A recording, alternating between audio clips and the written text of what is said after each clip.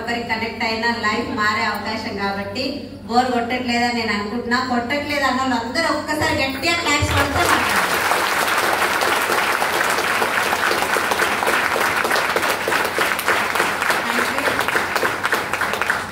నా పేరు అరుంధతి రాజు అండి.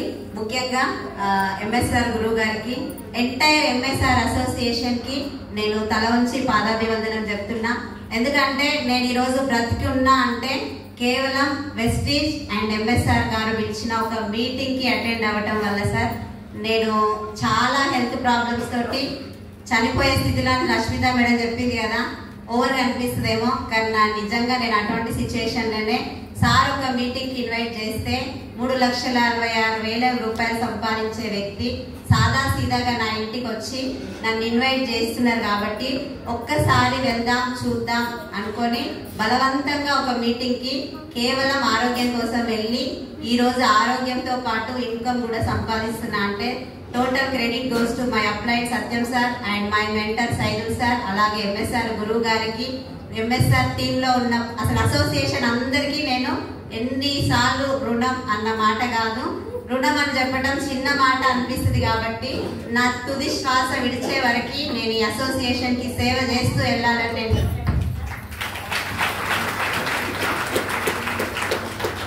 ముందుగా నా పేరు అరుంధతి రాజు. నేను బిఫోర్ వెస్టీజ్ ఒక హౌస్ వైఫ్ నండి. ఈ ప్లాట్ఫామ్ చెప్పగానే నేను కూడా ఏం నమ్మలేదు, మస్తుగా చూసిన అన్న. నిజం చెప్పాలంటే ఒక్కటి కూడా చూడలేదు. కానీ నేను కూడా డైలాగులు చెప్పిన.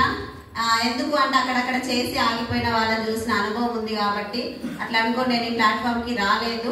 హెల్త్ పరంగా సప్లిమెంట్స్ ఉన్నాయి, సైడ్ ఎఫెక్ట్ లేని సప్లిమెంట్స్ ఉన్నాయి అని సైదుల్ సార్ ఇచ్చిన క్లారిటీ తోటి నేను ఈ బిజినెస్ కి వచ్చిన. ముందుగా నాకున్న ప్రాబ్లమ్స్ వచ్చేసి బ్రెయిన్ లో క్లాట్ ఉండే, ఫిట్స్ వస్తుంది, షుగర్ ఉండే.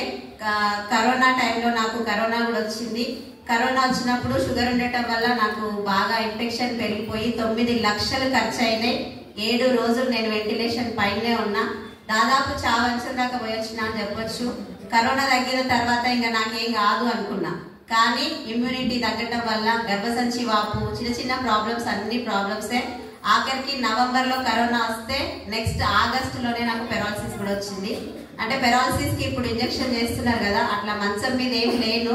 కాకపోతే రికవర్ అయినా ఇంటికి వచ్చిన. కానీ మెడిసిన్స్ అనేవి డాక్టర్స్ నన్ను కంటిన్యూ చేయమని చెప్తే బయట అలోపతి మెడిసిన్లు వాడి సైడ్ ఎఫెక్ట్లు వచ్చినాయండి. నాకు సైడ్ ఎఫెక్ట్లు వచ్చి టాబ్లెట్లు పెరుగుతున్నాయి, రోజు రోజుకి టాబ్లెట్లు పెరుగుతున్నాయి. కానీ ఎలాంటి రిజల్ట్ లేని పరిస్థితులలో ఎన్ని టాబ్లెట్లు అయినాయి అంటే 14 రకాల టాబ్లెట్లు వేసుకునేదాన్ని.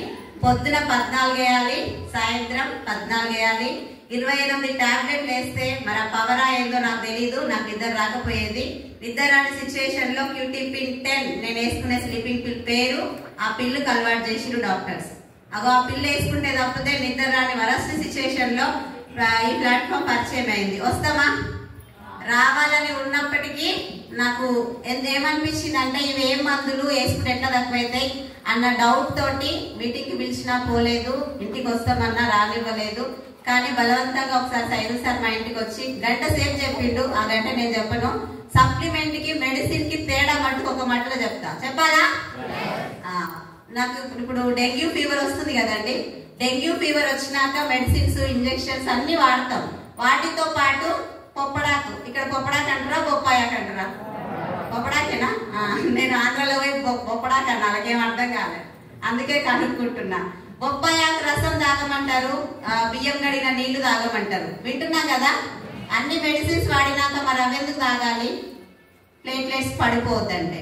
ఇమ్యూనిటీ డెఫిషియన్సీ వల్ల హెల్త్ ప్రాబ్లమ్స్ వస్తున్నాయి మేడం. మన దగ్గర ఉండేవి జస్ట్ ఫుడ్ సప్లిమెంట్స్. రోగ నిరోధక శక్తిని పెంచడం వల్ల, తట్టుకునే శక్తి పెరగటం వల్ల ఆటోమేటిక్ గా వ్యాధి తీవ్రత తగ్గిపోతుంది.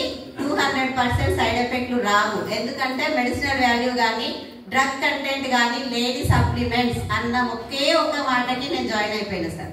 ఎందుకంటే అలోపతిలో ఆల్రెడీ నాకు డాక్టర్ ఏం చెప్పిండంటే ఎక్కువగా నేనేమడిగినా అంటే ఇవన్నీ ఇచ్చే వాళ్ళు ఒకటేసారి చచ్చిపోయే గోలిగా రాదు అని అడిగినప్పుడు డాక్టర్ చెప్పిండు, మీరు ఇట్లా మాట్లాడొద్దు, మీ కండిషన్ ఇంతే, ఇది కేవలం మెడిసిన్ ఎఫెక్ట్, సైడ్ ఎఫెక్ట్ లేని టాబ్లెట్ లేదు, సైడ్ ఎఫెక్ట్ లేని ఇంజెక్షన్ లేదు, మీరు కామ్గా టాబ్లెట్ వేసుకొని ఉండండి అమ్మా, ఉన్నన్ని రోజులు మీ పరిస్థితి ఇంతే అని నాకు డాక్టరే చెప్పడం వల్ల నాకు బయట అలోపతి మీద నమ్మకం లేని దాన్ని కాబట్టి సైదుల్ సార్ సైడ్ ఎఫెక్ట్లు రావు అన్న ఒకే ఒక్క మాటకి నేను జాయిన్ అయినా, ప్రొడక్ట్ వాడినా. బలవంతంగా గురువు గారు మా ఇంటికి తీసుకొచ్చి సార్ వాళ్ళు మీటింగ్ వస్తలేదు సార్ అంటే మీటింగ్ రమ్మని సార్ పిలిచినందుకు నేను సార్ కోసం పోయినా సార్. నేను అస్సలు నమ్మలేదు ఈ బిజినెస్ ని. సార్ పెద్ద ఆయన పిలిచింది కదా, ఒక్కసారి అటెండ్ అయితే పోయేదేముంది, అహంకారం ఎందుకు అన్నట్టుగా బలవంతంగా మీటింగ్ లో కూర్చున్నా. ఆ మీటింగ్ అంత తిన్నాక మటుకు నాకు బిజినెస్ కనెక్ట్ అయింది. ఎందుకు అంటే అప్పటి వరకు నా మైండ్ సెట్ ఎట్లుండంటే పైసలు పాపిష్టి, పైసలు లేకపోతే బతకలేమా, నేను గుడిసెలో పెట్టినా బతుకుతా, నాకు డబ్బుల మీద ఆశ లేదు అని అనుకునేదాన్ని. నాకు నేను ఆ ఫీలింగ్ డబ్బు సంపాదించలేని సిచ్యువేషన్ లో వస్తుందా, నిజంగా డబ్బు పైన అపేక్ష ఉండదా? నేను సంపాదించలేను కాబట్టి నాకు ఆ మైండ్ సెట్ చిన్న వయసులోనే వచ్చింది. ఎందుకంటే నాది బీటెక్ క్వాలిఫికేషన్, బట్ బీటెక్ నేను కంప్లీట్ చేయలేదు. థర్డ్ ఇయర్ లోనే ఆపేయాల్సి వచ్చింది హెల్త్ ప్రాబ్లం వల్ల. చదువు లేదు, చదువుకున్న చదువు మర్చిపోయినా. ఇన్వెస్ట్మెంట్ పెడితే అక్కడికక్కడికి అప్పులైతేనే తప్పితే ఎలా ముందుకెళ్లే పరిస్థితి లేదు. ఏదన్నా జాబ్కి వెళ్తే ఒక ప్రైవేట్ స్కూల్లో 8,500 ఇచ్చే జాబులు కూడా నన్ను రావద్దన్నారు. నా హెల్త్ కండిషన్ బాగాలేక నేను స్కూల్లోనే పడిపోతే నన్ను రావద్దన్నారు. రావద్దనేసరికి 8,000 కూడా సంపాదించలేని స్థితిలో ఉన్నా కాబట్టి నేను ఈ విధంగా ఆలోచిస్తున్న తప్పితే ఇవేవీ లేకుండా, పెట్టుబడి లేకుండా, టైం టార్గెట్ బాస్ ఏది లేకుండా, ఇన్వెస్ట్మెంట్ లేకుండా, చదువుతో సంబంధం లేకుండా 1,00,000 సంపాదించాలంటే నాకొద్దా అనిపిస్తుందా? అనిపిదా?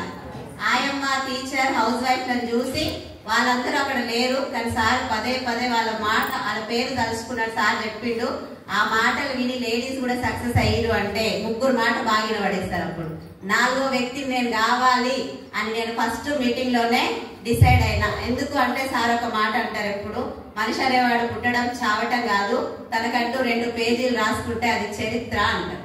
2 పేజీలు నాతో అయితేయో కాదో సార్, 2 లైన్లు అయితే రాసుకుంటా. 2 లైన్లు ఎవరి కోసం అంటే నా పిల్లల కోసం. ఒకవేళ ఈ ప్లాట్ఫామ్ లో నాకు ఆరోగ్యం వస్తే ఓకే, మీ అందరి కాళ్ళు గడి నెత్తలో పోసుకుంటా. లేదంటే ఆరోగ్యం రాకపోయినా డబ్బులైతే 3 తరాల వరకు వస్తాయి అన్న మాట విని నేను చాలా మెస్మరైజ్ అయినా. ఎందుకంటే 3 తరాల అదే భూమి మీద ఉన్న సంగతి తెలుసా మేడం? నేను ఫస్ట్ టైం ఎస్టీజ్ మీటింగ్ లో విని నా పిల్లలకి 3 తరాల ఆదాయం ఇచ్చే చచ్చిపోవాలని మెంటల్ గా డిసైడ్ అయ్యి వర్క్ చేస్తే నా ఫస్ట్ ఇన్కమ్ 1,151 రూపాయలు. 1,151 రూపాయలు రాగానే అందరికి చెప్పిన, ఓ గంతేనా, ఎప్పటికి వస్తాయా? ఆ బానే ఉన్నాయి. నెగిటివ్స్ వస్తాయా రావా? ఇట్లా మాట్లాడుతున్నారు సార్. ఏం చేయాలి అంటే మీరు రండి, ఎవరు వచ్చినా రాకపోయినా మీరు రండి, మీరు నిలబడండి. శక్తి ప్రతి ఒక్కరిలో ఉంటదమ్మా, ఆ శక్తిని బయటికి తీయాలి అంటే మోటివేషన్ కోసం చెప్తున్నారేమో సార్ అనుకున్నా. ఆ శక్తి ఎట్లా బయటికి తీయాలి సార్ అంటే నేర్చుకొని నేర్పించాలి, దానికేం పెద్ద పని లేదమ్మా అన్నాడు. అన్నప్పుడు మీటింగ్ లకు రావడం స్టార్ట్ చేసిన. 1,151 రూపాయలు వచ్చినప్పుడే నేను గుంటూరుకి 2,500 రూపాయలు ఖర్చు పెట్టుకొని ఒక బూట్ క్యాంప్కి వెళ్ళినాను. సార్ బలవంతం మీదనే అది కూడా వస్తారా అమ్మా అంటే, ఇట్లా మీటింగ్ లో కూర్చోబెట్టి వస్తారా అంటే ఇట్లా అనేసిన. ఎటానాలు అర్థం కాక కన్ఫ్యూజ్ లో కమిట్ అయిపోయినా. అవి అట్లా కమిట్ అయిన తర్వాత కూడా మా సార్ ఓమిక్రాన్ పాజిటివ్ వచ్చింది. హస్బెండ్ ని హాస్పిటల్లో వదిలేసి, చిన్న చిన్న పిల్లల్ని అత్త మామ దగ్గర వదిలేసి నేను 2 రోజులు బూట్ క్యాంప్ వెళ్ళినా సార్. నాకు ఇదేందో తెలవాలి, ముందు నేను బ్రతకాలి, బ్రతుకుతో పాటు డబ్బు కూడా సంపాదించాలనుకో నేను బూట్ క్యాంప్ వెళ్ళినా. అక్కడ మన రేపల్లె సింగ్ సార్ టెస్ట్ మోని విన్న తర్వాతకి మన పైన అప్లైన్ ఉంటారు సార్. టెస్ట్ మోని విన్నాక నేను సప్లిమెంట్ వాడాలని డిసైడ్ అయినా. ఫిబ్రవరి 15, 2022 రోజు నేను సప్లిమెంట్ వాడటం స్టార్ట్ చేసిన. నేను వాడింది డోనీ గ్రిల్, LRG9, ఫ్లాక్స్ ఆయిల్, క్లాట్ కోసం వాడినా అండి, షుగర్ కోసం గ్లూకో హెల్త్ నీమ్ అని 6 రకాల సప్లిమెంట్స్ తో నేను సప్లిమెంట్ స్టార్ట్ చేసిన. ఆ రోజు సప్లిమెంట్ వేసుకున్న రోజు నిద్ర మాత్ర వేసుకున్నా, కానీ తెల్లారి నుంచి ఈ రోజు వరకు ఒక నిద్ర మాత్ర గాని, ఇందాక చెప్పిన ఏ హెల్త్ ప్రాబ్లం ఇప్పుడు నాకు లేదు. షుగర్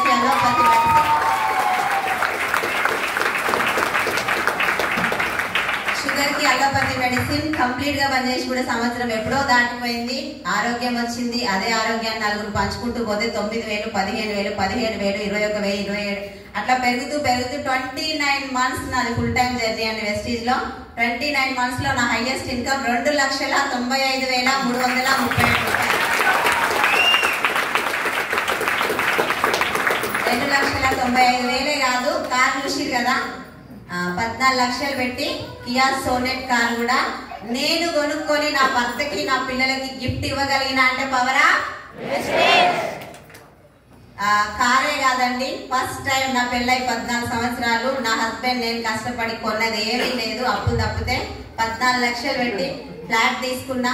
నేను తీసుకోవడమే కాదు, నా టీంలో కొంతమందిని తీసుకొచ్చి సైదుల్ సార్ గారికి అలాగే ఈ ఎంఎస్ఆర్ గ్యారేజ్ లో పడేసిన వాళ్ళు కూడా ఈ రోజు నా అందరిలో ఒక 5 మంది లక్ష పైగా తీసుకుంటున్నారు. ఒక 4 కార్లు, మొత్తం నా టీంలో 5 కార్లు రావటానికి కేవలం కారణం ఈ ఎంఎస్ఆర్ గారి మాటలు, ఎంఎస్ఆర్ అసోసియేషన్ యొక్క పవర్ అండి. ఎందుకంటే సైదుల్ సార్ ఎప్పుడు ఒక మాట చెప్తాడు, సార్ ఒక లైన్ తీసిండు, ఆ లైన్ ప్రకారమే వెళ్ళాలి, అదే లైన్ లో వెళ్తే సక్సెస్ అవుతావు, అదే లైన్ లో పోకపోతే ఇంకా నువ్వు అసోసియేషన్ కాదు ఏడా నీకు నువ్వు జీవితంలోనే బాగుపడలేవు అంటాడు సైదుల్ సార్. అవే ఒకే ఒక మాటకి ఈ విలువలకు కట్టుబడి నేను నా టీం వెళ్తున్నాము. ఇక ముందు కూడా వెళ్తాం సార్, ఖచ్చితంగా మీకు మాట ఇస్తున్నా. అదే ఇన్స్పిరేషన్ తోటి ఈ డిసెంబర్ 2025 డిసెంబర్ కల్లా 10 lakhs per month సంపాదిస్తా. నా టీంలో ఒక 20 మందికి లక్ష పైగా ఇప్పిస్తా. ఒక 30 కార్లు నా టీంలో రావాలనేదే నాకు తెలుసు. ఇది బయట సాధ్యమా? ఫస్ట్ మీటింగ్ లో అందరూ, ఎప్పుడు సార్ ముందు చెప్పలేదు కానీ ఎందుకు చెప్పాలనిపిస్తుంది నాకు, అందరూ దండాలు పెట్టుడు, రుణపడటము ఇవన్నీ మాట్లాడుతుంటే నేనేమనుకున్నా అంటే బిజినెస్ స్ట్రాటజీ ఇదంతా. బిజినెస్ లా కాలు మొక్కేటంత ఏముంటది, రుణపడేటంత ఏముంటది, లైఫ్ అట్లెట్లా మారుతుంది అనుకోని నవ్వినా నేను ఫస్ట్ మీటింగ్ లో. ఫస్ట్ కూర్చున్నప్పుడు సార్ మాట్లాడక ముందు నా ఫీలింగ్ అది. కానీ ఈ రోజు నేనే అడుగుతున్నా, నా లైఫ్ మారిందా లేదా? అందరూ చెప్పాలి, మారిందా లేదా? ఈ రోజు నేను మార్చుకొని మీకు చెప్తున్నా, అదే ప్లాట్ఫామ్ సార్ మీకు వచ్చింది, లేట్ అయింది, ఇది ఇట్లా అలా ఇవన్నీ ఫోకస్ అనేది నెగిటివ్ పైన పెట్టొద్దు. మేమెవరమే మోటివేషనల్ స్పీకర్లమే కాదు. ఎక్కువ మాట్లాడితే మోటివేషనల్ స్పీకర్లు ఉంటున్న సంగతి నాకు వెస్టీజ్కి వచ్చేదాకా కూడా తెలియదు. వెస్టీజ్కి వచ్చినాకనే తెలిసింది మోటివేషనల్ స్పీకర్లు బయట ఉంటారని. అట్లా వాటిపైన కాన్సన్ట్రేట్ చేయకుండా ఆరోగ్యం సైతం లేని వ్యక్తులు, చదువు లేని సైతం వ్యక్తులు, తెలివి లేని మాట్లాడి ఏ రంగం వారైనా సక్సెస్ అయినప్పుడు నేను ఎందుకు గాను అని ఎవరికి వాళ్ళు క్వశ్చన్ వేసుకొని అసలు ఈ బిజినెస్ ఏందో మీరు కూడా క్లారిటీ తీసుకొని మీరు కూడా కష్టపడి సంవత్సరం లోపు 1,00,000 కార్లు తీసుకోవాలని నేను మనస్ఫూర్తిగా కోరుకుంటూ thank you, wish you well. Thank you so much.